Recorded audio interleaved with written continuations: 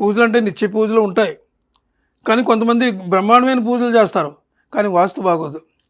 ఉపయోగం ఏముంది? అలాంటప్పుడు పూజలు చేసుకోండి.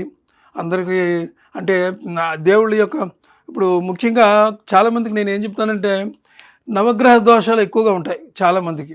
ఈ గ్రహ దోషాలు పోవాలంటే రోజు 11 సార్లు నవగ్రహాల స్తోత్రం చదవండి.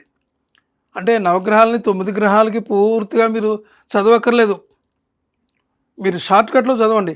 ఆదిత్యాయ సోమాయ మంగళాయ బుధాయ చ గురు శుక్ర శనిభ్యచ్చ రాహువే కేతవే నమః ఇలా చదువుకుంటే చాలు.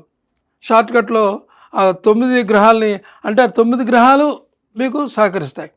ఆ 9 గ్రహాలు మీకు సరిగ్గా సహకరించినాయి అంటే మీ యొక్క అద్భుతమైనటువంటి జీవితాన్ని మీకు ప్రసాదిస్తాయి ఆ గ్రహాలు. కొంతమంది అనుకుంటారు మనకి చెడ్డకాలం వచ్చేసింది, అలా శనేశ్వర స్వామి వచ్చేసాడు మనకి అనుకుంటారు, కానీ తప్పు.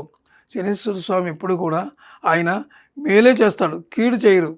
ఆయన మనకి అంటే కొన్ని ఏలినాటి శని ఇలాంటివి వచ్చినప్పుడు ఆ స్వామిని నమ్మడం వల్ల, అంటే నమ్మడం అంటే 2 రకాలు ఉన్నాయి ఇందులో.